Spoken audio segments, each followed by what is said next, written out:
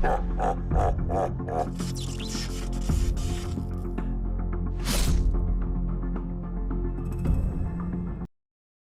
guys, welcome back to my first Warzone video. Now I just want to clarify, recently I've not been playing Destiny 2 that much, but I have been hammering Warzone, and obviously I know a lot of people have noticed that I have been lacking on the content.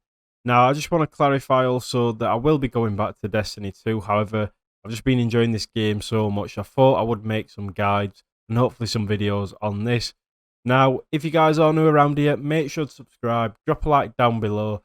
Let's jump straight into it. So with the new season starting, not that many people are talking about sort of the settings to run, that sort of thing for controller. Now you guys know I use controller all the time, and I just want to clarify also, I am using a Series 2 Elite, so I do have two buttons on the back which I have mapped to, I believe, jump and slide.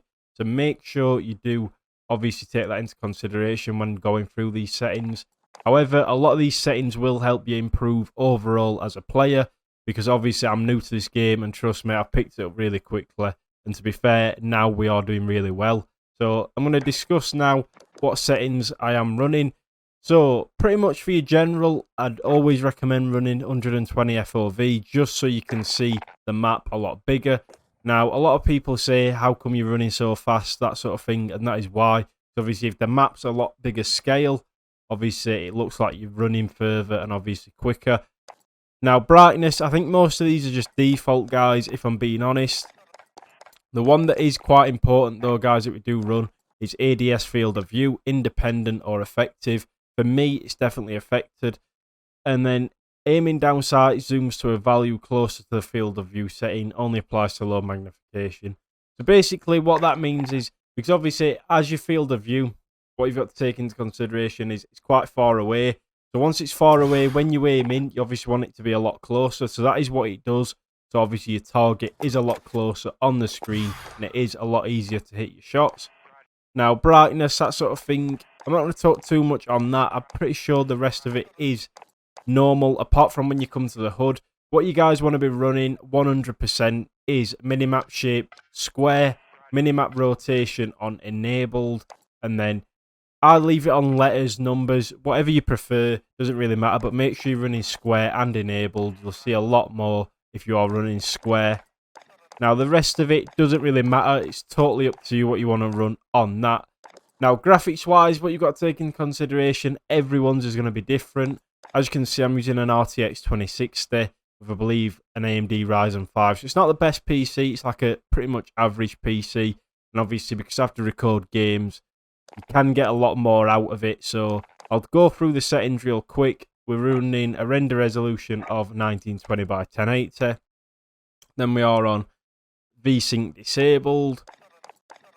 And then if we go down, we're on normal, normal, high, low, disabled, disabled, disabled, low, shadow spots, particle lightning, high. And then there you go. You can obviously make sure, another thing, guys, is make sure you have filmic strength turned down. It's just really annoying. It doesn't help anything. In fact, it makes it worse.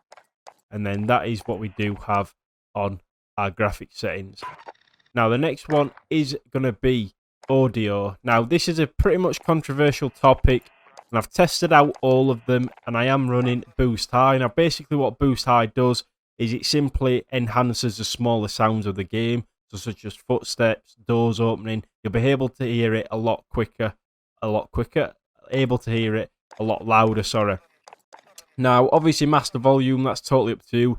These settings will change. Obviously, different headsets have different sort of sounds that it can pick up, and obviously, it will change depending on that. But what we are running is 35 master volume, dialogue 100, effects 100. That's basically for the shout-outs in the game by your characters, and then we do have effects, so obviously, like footsteps, that sort of thing. Make sure you have music turned down, because when you get late into Warzone and the music kicks in, it's really distracting and you will miss out on hearing footsteps. So definitely turn that off. Now, the rest of the settings doesn't really matter at all. The important ones now, guys, are these right here. Like I said, I have got two paddles on the back of the controller, so that is going to take into consideration a lot of what I use. If you don't have these paddles, then I'd definitely still stick with tactical. I've said this for years. I believe tactical is definitely the way forward in Call of Duty. Simply because you can drop shot a lot easier. You don't have to take your finger off B, off your obviously aim button. If you guys can drop shot with your right stick, and I've used that for years. And trust me, it is annoying when you first start playing, but when you get it down, you can slide shot a lot better. Obviously slide jump, and then obviously you can drop shot a lot easier. So that is definitely one to put on. Stick layout, we have that as default. Invert look, disabled. Now dead zone, it's quite important, so you do have to experiment with this, guys, and sort of get your adjustment to this. But I'm running 0.03.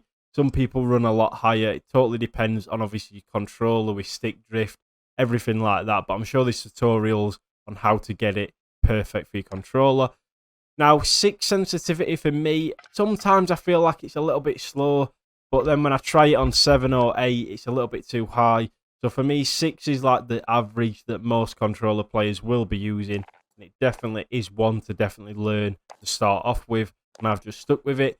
ADS sensitivities, I've tried on 1 and I've tried on 0.85. And I believe 0.85 is definitely the way to go for that one there. Now, what we do have is aim response curve type. I've left that on standard. Obviously, controller, vibration. Now, a lot of people obviously start to use precision focusing, different sort of aim assist. Now, the one we've had on Call of Duty for years is just standard. So we should really be using that if you guys are used to it. It's not going to make that much of a difference, to be honest, using the different aim assists. They don't really do that much difference, in my personal opinion. Now, the last little tip I want to give you guys, obviously these settings here, is this one right here. Armor plate behavior, apply to all. Make sure you've got that on. Simply just having to keep holding Y to put your plates on can be really stressful and annoying, especially in gunfights. So make sure you have that on. And then there is one more thing I do want to show you, which is, if I can find it, where is it? This right here, use reload behavior. Make sure that is on contextual tap. Now, a lot of problems when I first started this game, guys, was picking up equipment. You had to hold X for such a long time, and that basically gets rid of this. Every time you press X, it'll pick an item up, and you'll be able to reload still. So it's definitely worth putting that on. Now, that is the controller settings talked about, guys. Like I said, just a tip video. Obviously, I've been playing Warzone quite a lot, so make sure you guys do leave a like on today's video. If it did help, let me know how the settings go for you. And as always, I will catch you in the next one.